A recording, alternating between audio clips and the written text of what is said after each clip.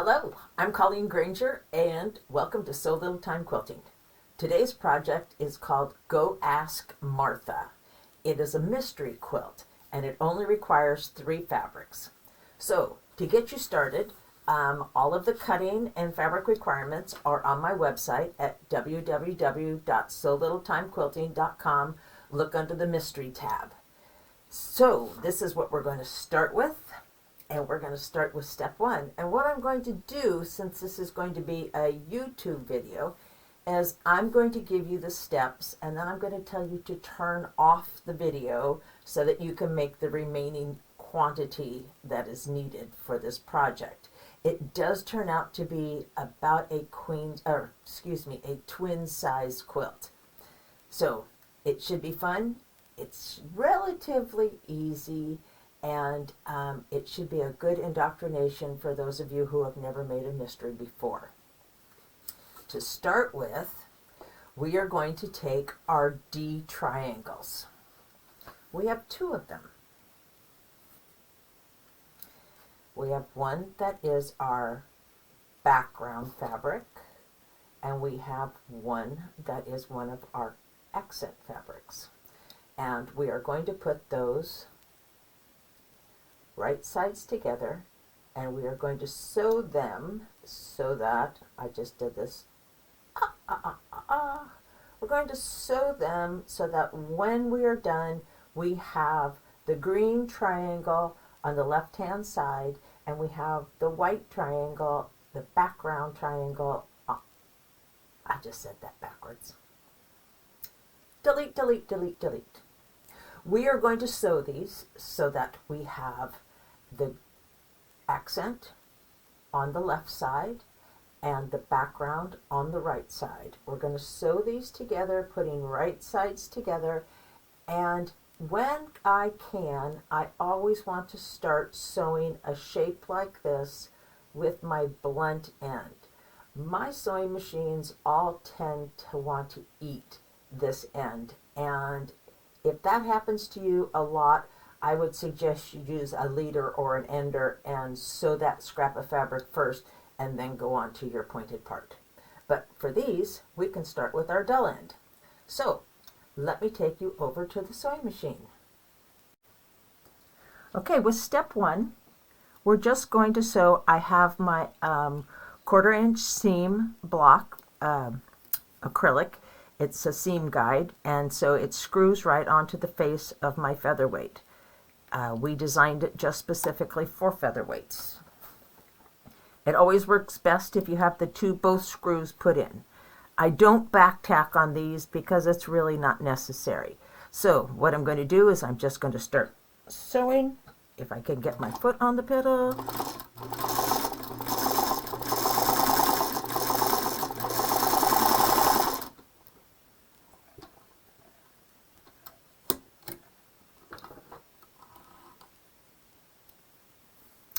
Trim our threads, and probably because I'm a long armer and I don't like lumpy quilts, I tend to press most of my things with the seams open. I don't believe that it weakens the fabric or the seam line at all. So what we're going to do is we're just going to press those seams open, and it's going to look like that. We're going to trim our dog ears. Don't know who named them dog ears, but I think that's kind of an industry name for them. We'll trim those off, and you can turn off the video and you can make 72 of those while you're gone. Okay, I hope you got all 72 all pressed and set aside. So for step 2, we are going to use our A squares and our E triangles. And we're going to make these 2 different ways. First of all, we're going to sew the triangle to this side, again, putting right sides together and starting with the blunt end. And then we're going to make, using the same number of pieces, we're going to make them going the opposite way. Let's see if I can figure this out upside down. So Some of them are going to go to the left and some are going to go to the right. We're going to make 36 of each. Putting right sides together and over to the sewing machine we go. Okay, here we go on our mark, get, set, go. We're going to sew one this direction.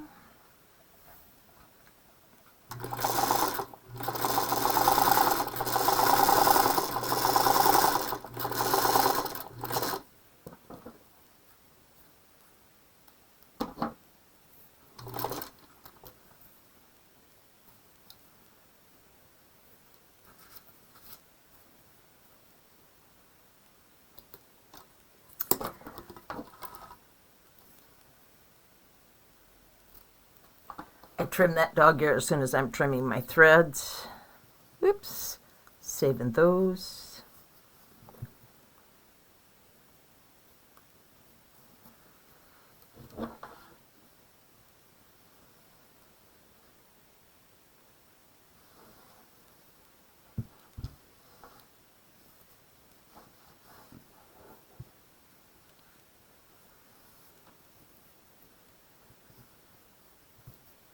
So we're going to make 36 with the triangle on the right, and we're going to sew 36 with the triangle on the left.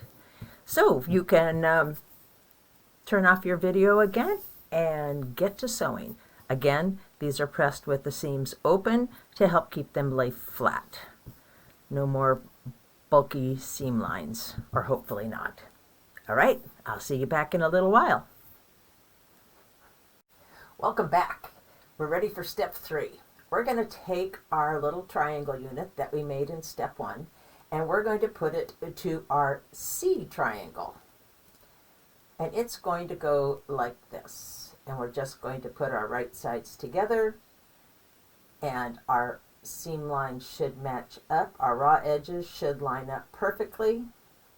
Again, if you have a problem with your sewing machine eating the points of your fabric, use a scrap of fabric and sew a few stitches onto that first, and then use that as your leader, and then put this in second and chain that next. So off we go back to the sewing machine.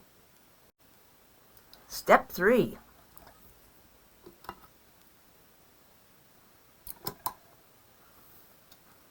Sewing our 1/4 inch seam.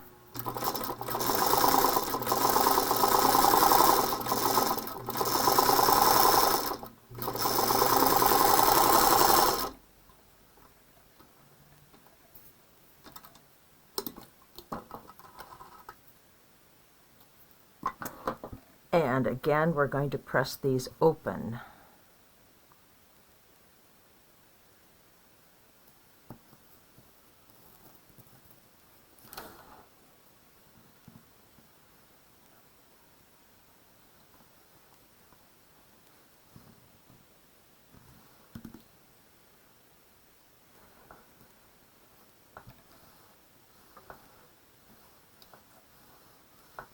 You know, the really nice thing about YouTube videos and YouTube classes and Zoom classes is that, you know, you get to keep watching the same thing over and over and over again until everything makes perfectly good sense to you.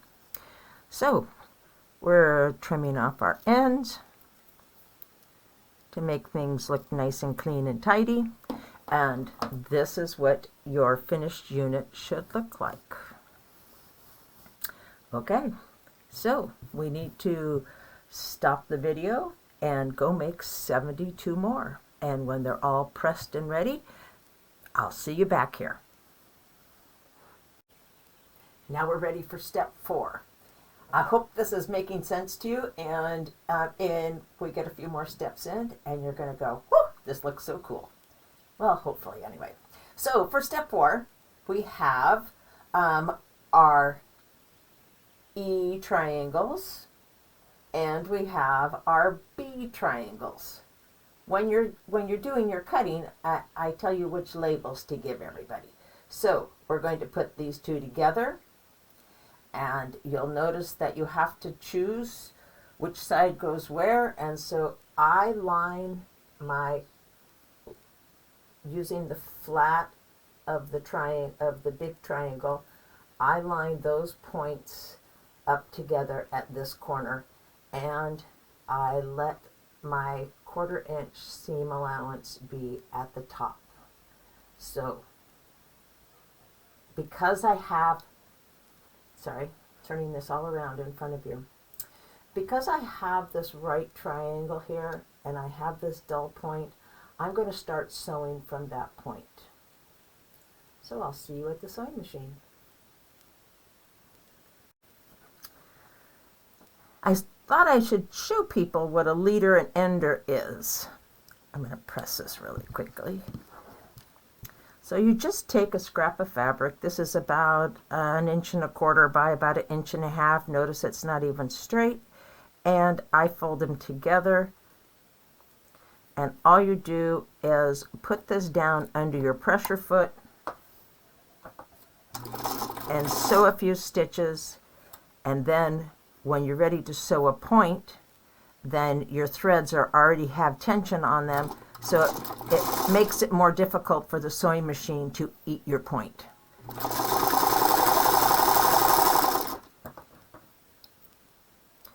And you can sew these a gazillion times. I have seen people that they're completely stiff. They've got so many rows of threads on them. And then when you get to the end of your seam line, you put your leader right here. Now it's an ender because it's the end of the row. And you just go ahead and stop your needle in that fabric. Okay, we're going to press this seam open.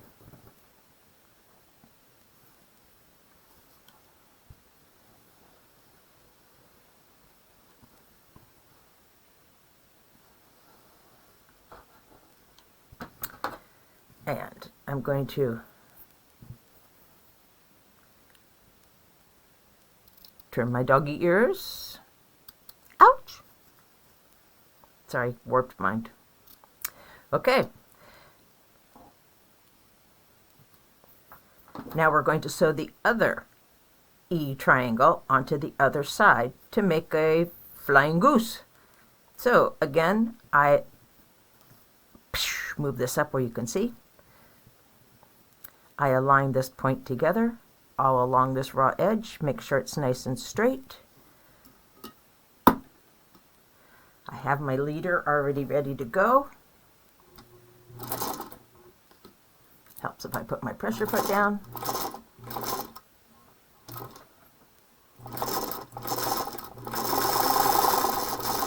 Sorry, my featherweight's a little noisy.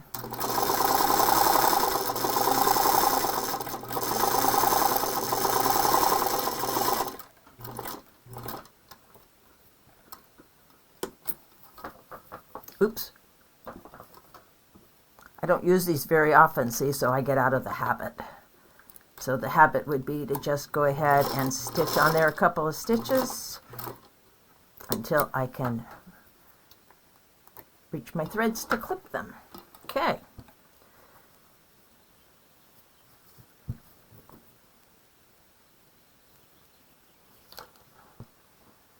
For those of you who have never pressed your seams open, this might be just a little challenging, but you know, once you do a couple of projects of pressing your seams open, you'll find that it's really nice. And your quilts lay a little bit flatter, and if you have to trim them, your rulers don't tend to rock on thick seams. Okay, trim our points away.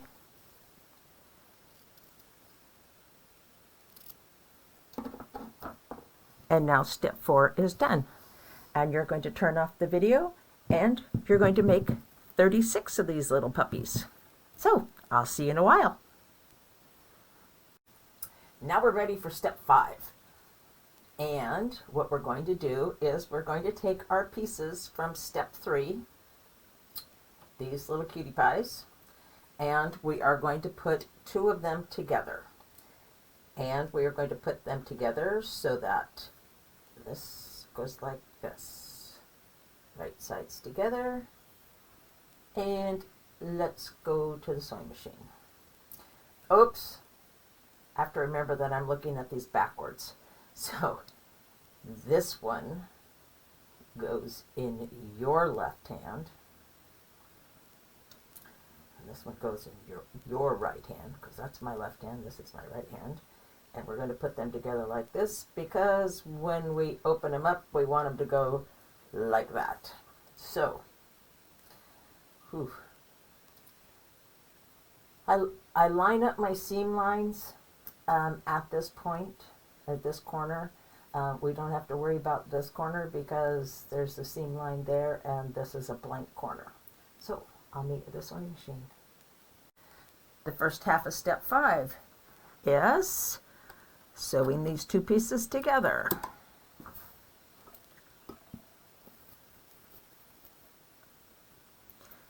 And if you feel more comfortable pinning everything as you go, then by all means do that. I am kind of an anti-pinner.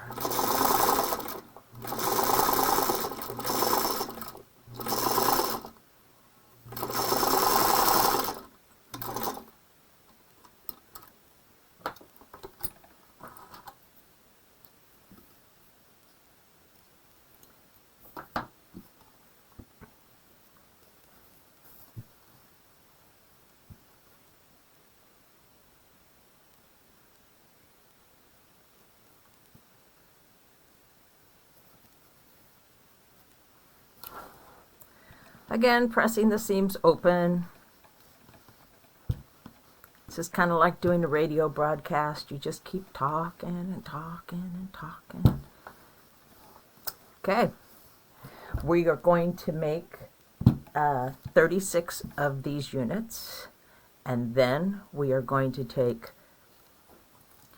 2 units. We're going to put them together to make this cute little pinwheel block. So we'll put our right sides together, we line up our seam line, and this is one of those opportunities for a pin.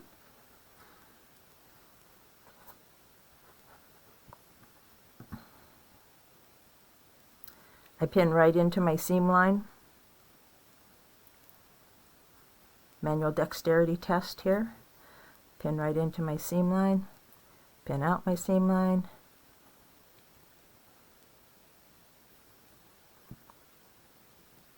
And because I am using an acrylic bar for my 1/4 inch seam allowance, I don't want my pin to protrude into where it would hit that, because that will cause it to not sew. So I always pin from my fabric side.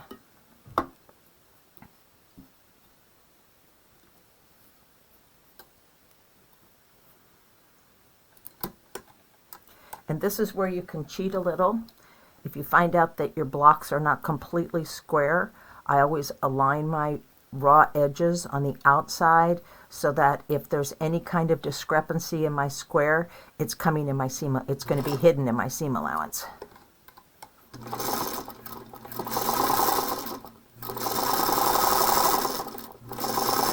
And because we can see our the little V,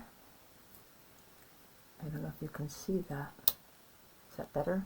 You can see the little V right here. So you want to aim to the top of that so that that point gets caught, doesn't get nipped off.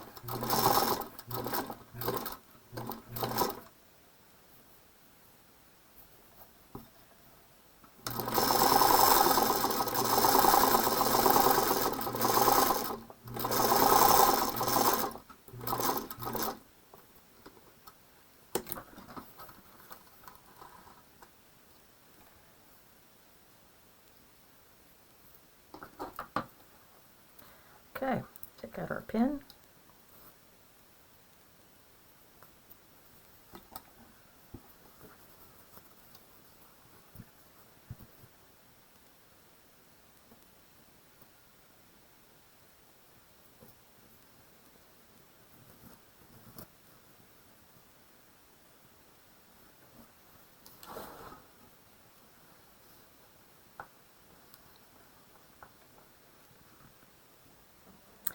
You may have noticed that I changed the background on my design wall because my background fabric is white and my design wall is white, so I put a piece of black fabric on there to make it easier for you to see the blocks. So there we go. We have this cute little pinwheel block. Our points all come together like they're supposed to. I love it when a plan comes together. And we're going to turn off the video and make 18 of these. Thanks. See you in a bit. Welcome back. We're ready for step 6. And we are going to use our triangle square units from step 2 and a B triangle, a large B triangle. Well, there's only one size to a B triangle. Sorry about that. I've got this background fabric that's white on white, and it's a little difficult to see which is my right and wrong sides. So what we're going to do is we are going to sew one of our units to one side, and you're going to notice that you have approximately 1/4 of an inch hanging off this side and approximately 1/4 of an inch hanging off that side, and then you know it's in the right place. So I'll see you at the sewing machine. I just realized there was a terrible glare on the sewing machine. I hope you've been able to see this. So I turned off my light. See if that'll make it better. So we're sewing our 1/4 inch seam.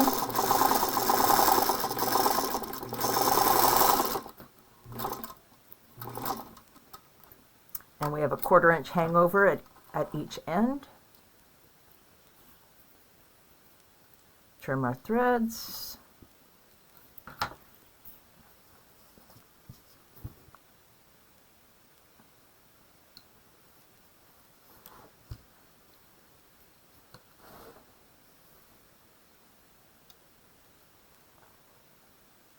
Press our seams open. I press on both sides.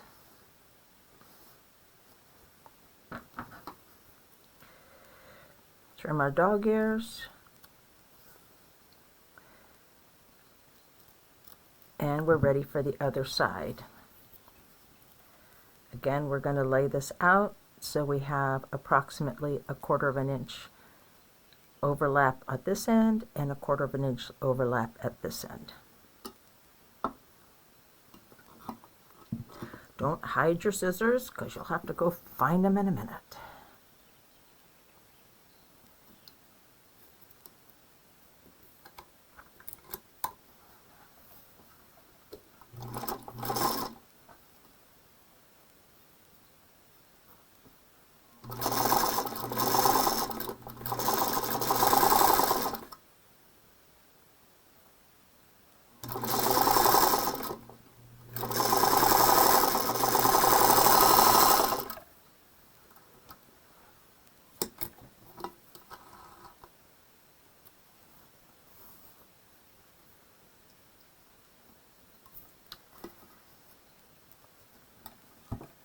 Trim my dog ears while I'm looking at them.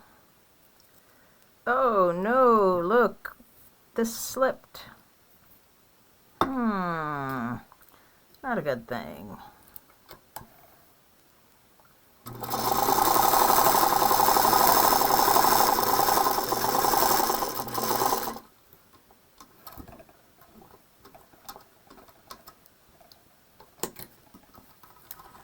Have I ever told you how I really don't like ripping out threads? But I don't. So,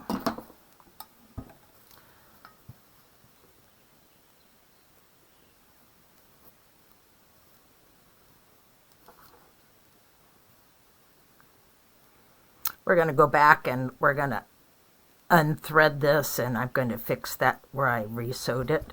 So that's how come I'm not going to finish pressing these. And with the magic of television, it's going to look like this. So if you find out it's wonky a little bit, just trim that edge up. Make sure it's the same height all the way across, and you're good to go. Okay, and you are going to make 36 of these. Time to turn off the video and get sewing.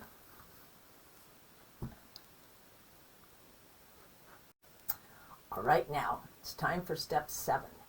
You know, the other nice thing about doing this YouTube class is because you can pause it and go get yourself a cup of coffee or a glass of wine or whatever makes you happy.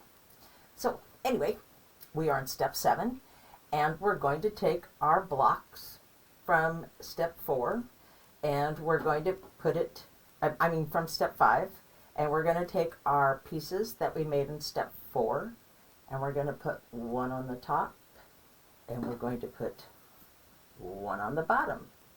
So guess where I'm going? I'm going to the sewing machine. Hope you're having fun, because I am. When you're putting these two pieces together, I like to make sure that my points match.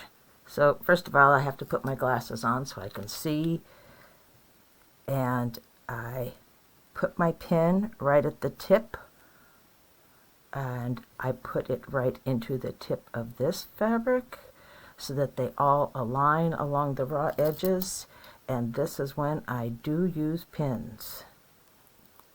So I'm going to pin this side, I'm going to flip it over, I'm going to put my pin in the other end because you know, usually what I do is, this is when I put the pin right into my finger, because I have a white background. You know, if I'm using a black background fabric, then I never poke myself, and I don't bleed on the black fabric, but I tend to usually bleed on the white fabric. So we're matching up our points, lining our raw edges, and keeping this perpendicular so that we can pin this properly.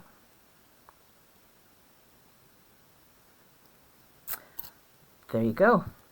Now we're ready to sew.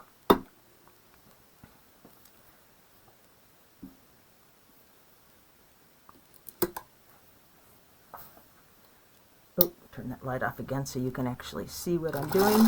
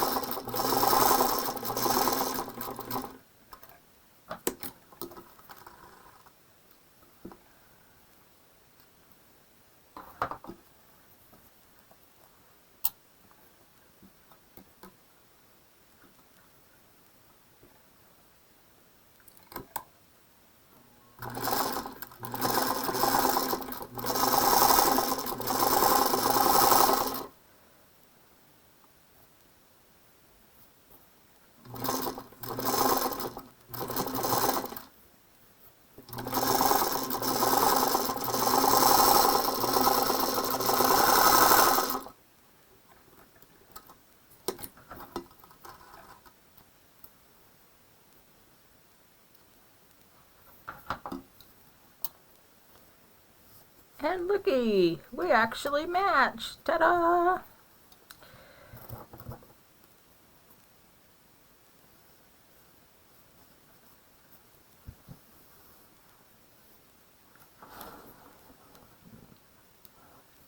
Yeah, you'll see these extra seam lines here. Just kind of ignore them. When I was making my demonstration pieces, I ran out of fabric, and so I had to beg, borrow, and steal to make enough fabric to do these demo pieces.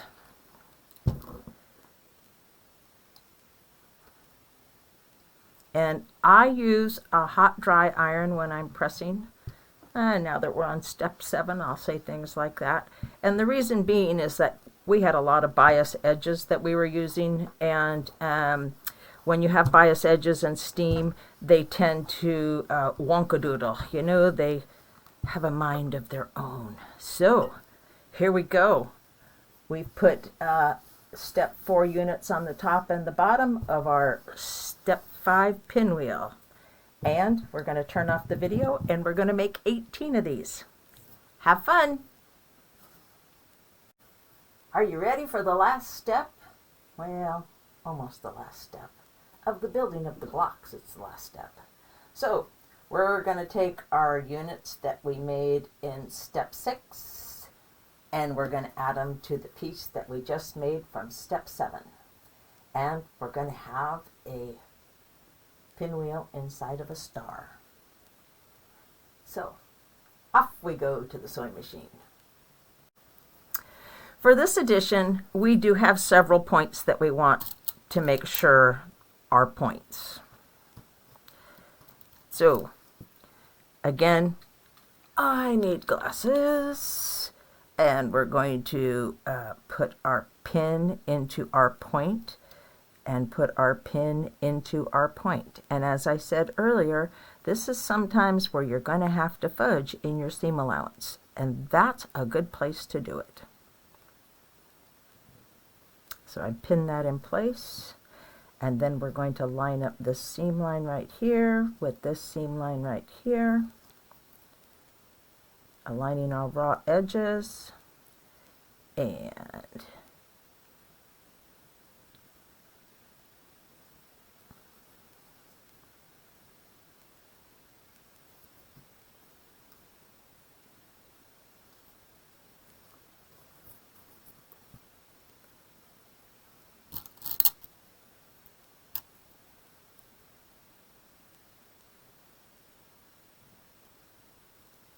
because these are nice straight edges that we're going to sew, I'm going to pin both sides at the same time. Oh, look what I did. Let's fix that before we sew it. That'll be a booger. Okay.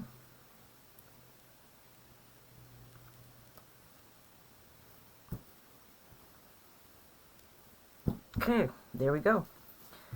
Again, finding my point. Sometimes challenging. You know, you have to realize that at these points, even with pressing them open, it still has 1, 2, 3, 4 layers of fabric. And if you had pressed your seam to one side, you'd have a whole lot more layers of fabric to try and contend with, which is one of the reasons I press my seams open. Okay.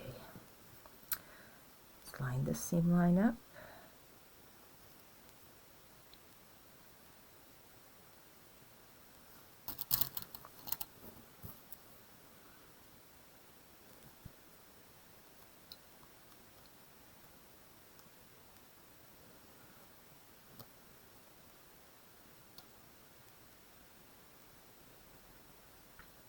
Ooh, a bent pin. Guess where it's going as soon as we're done? Into the garbage. Alrighty then. Let's sew our final seams.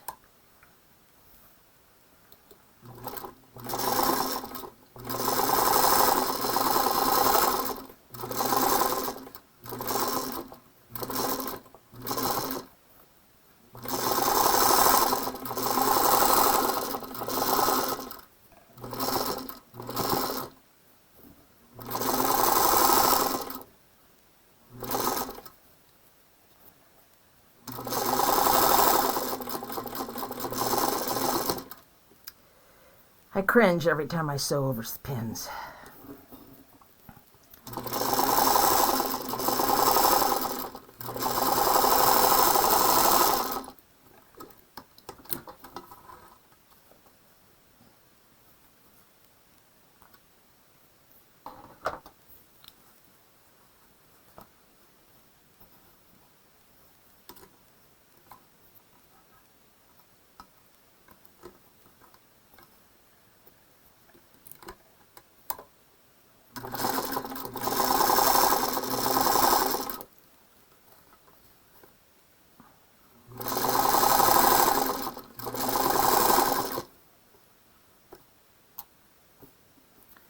And I haven't back tacked any of my seams.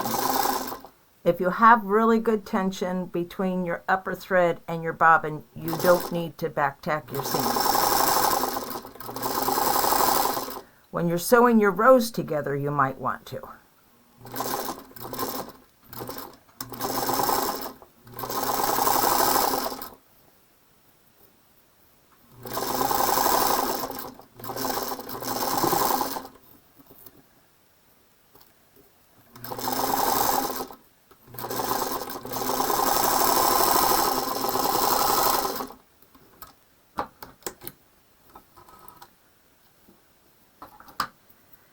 Okie dokie, let's pull these pins out and see whether or not we lined up our points. Ta-da! Ta-da! Ta-da! Ta-da! Dun, ta-da! Huh. Works for me. Okay, let's give this a nice pressing.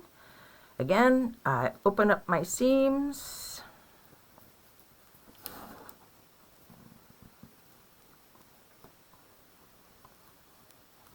I am a machine quilter, and I really do like nice flat seams.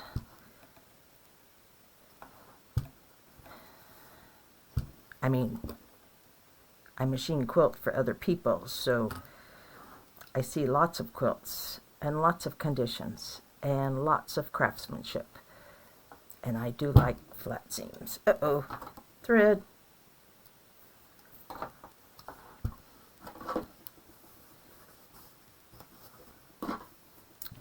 Oh, I caught it. Darn it. But I'm not slowing down now.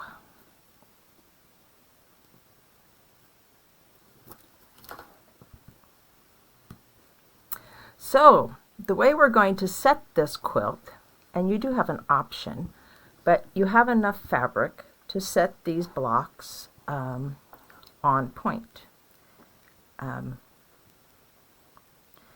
And people always ask me how I name my quilts, because some of my quilts have got strange names. Like, I have a quilt called Shazam. And quite frankly, when I got it finished and I looked at it, that's what I said. I went, oh my, Shazam! And that kind of stuck. So I've got quilts named after my family members and my sister's dog and all kinds of names. So this one's called Go Ask Martha. And the reason being is this is the Martha Washington quilt block. So I also happened to be listening to the radio, and Go Ask Alice happened to be playing, and I went, Go Ask Martha. So absolutely no correlation to Martha Stewart. The Martha Washington block is what we just made. And it looks pretty cool. So we're going back to the design wall now, and we're going to talk about doing a layout. Okay, now that all your blocks are done, we have to do a setting triangles. If you are going to set them on point, which is what the directions say. But it is your quilt, and if you prefer to have a square layout and just sew the blocks together or put sashing in between and cornerstones, that is perfectly all right too. Remember, it's your quilt and you get to finish it whichever way you want to. So for me, I'm going to put it on point. So I have my 15-inch square ruler. I have my number 1 inch in my upper right-hand corner. And I'm turning my back to you so that you can see what I'm doing. I've already cut all these triangles, but the key to having a nice flat quilt is keeping the bias edges away from the outside of your quilt. So if you cut 10-inch strips from your background fabric, or if you want to use an alternating fabric in there, that's perfectly fine too. So what I do is I cut a 10-inch strip. I remove my selvage edge because I don't want those in my quilt. I lay the point of my ruler at the upper edge of this strip. And I know you can't see this, but the 14-inch mark is at each one of these points. And when I have those oh, that's good, fall down. When I have those in exactly the same point, then I cut up one side and down the other. This piece is going to be used in the upper corner of the quilt. These will be used along the top, bottom, and sides. Then I take my ruler and I turn it upside down and I go through the same process. I put my point at the bottom edge of my 10-inch strip, and the 14-inch mark is here and there. And then I cut along this edge. And I continue across my 45 inches of fabric that I have. So I end up making 2 corners and 3 triangles for setting triangles. And you continue doing that so that you have enough for your entire quilt. Now let's talk about the layout. Okay. Gosh, that was fun, except now I have to bend over and pick them all up. Oh well. I usually do my layouts on the living room floor because that gives me the most space. So, I have my blocks, and I oversize cut my setting triangles. And the reason I do that is because I don't want to lose my points on the corners. So if they're oversized, then I can trim them down afterwards. If you cut them into a square and then cut across the diagonal of the square to make your setting triangles, then you're leaving the bias edge on the outside edge of your quilt. I try not to do that. Okay.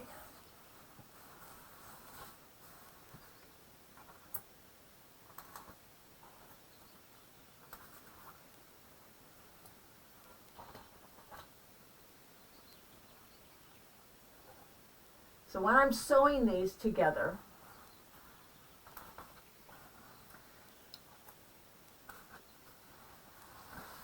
and it does depend if you're right-handed or left-handed, and I'm making this very small because I have a small design wall at this moment. You start either at the upper left-hand corner or the upper right-hand corner, whichever is most logical for you.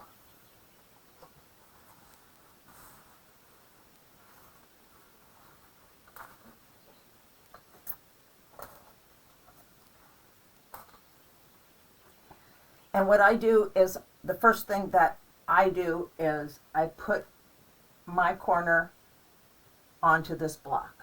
So in order to figure out where I'm going to line this up, is I fold my block in half, I pinch it. If you feel like putting a pin in it, put a pin in it. And then I take my triangle and I pinch it. And then what I'm going to do is I'm going to lay that pinch on top of the other pinch, pin them in place. Oh, I've got all the design wall in fabric. Pin them in place and then sew them. So that corner is hanging out there. And then I make rows. I always start at my blunt ends.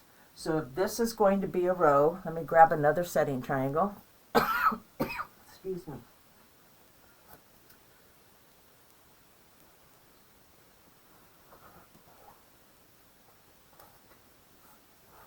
If this is going to be a row, then I want to start and sew this point to this point. These are my square points, so I don't have to worry about pointy ends. And then I'm going to sew this point to this point. Again, it's a 90-degree angle, so you don't have to worry about your feed dogs eating it. Hopefully you don't. And then I'm going to make my next row. And on and on and on. And all I do is I match my points. I sew my rows of squares together.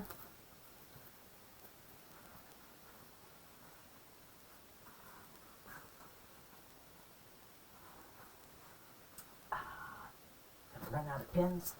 No, never run out of pins. Don't put them in your mouth, Colleen.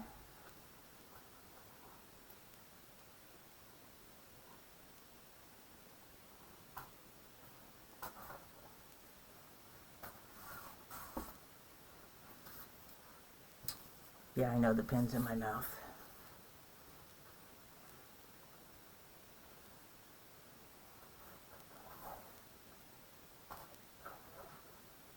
So I don't know if you can tell or not, but these are going to be longer, so they're going to stick out once they're sewn, and don't worry about that.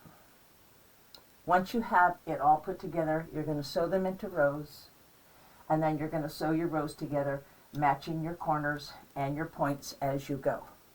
And then you have enough fabric of your pinwheel color for your inner border, and then you have to pick your outer border. I usually recommend that people wait until after their quilt top is done to pick their outer border.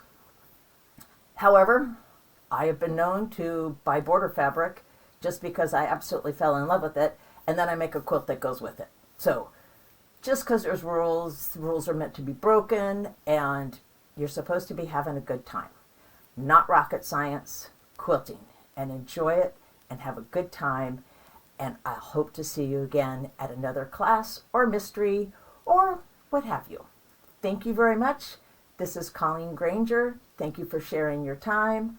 I am with SewLittleTimeQuilting.com, and it's SEW, So Little Time Quilting.